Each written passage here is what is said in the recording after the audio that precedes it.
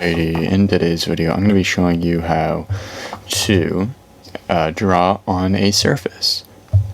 So what you're going to do is you're going to go to Shift A and add in a curve. So this one right here.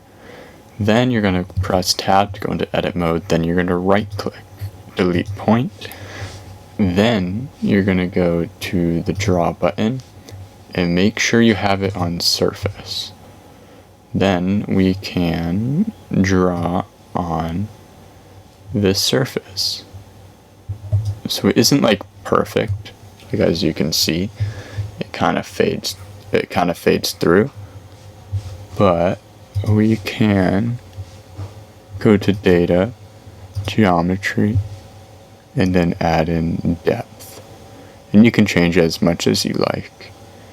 And it works well if you're trying to make wires and stuff, but as you can see, it does a pretty good job, but it draws onto the surface. So thanks for watching. Don't forget to like and subscribe if you want to see more.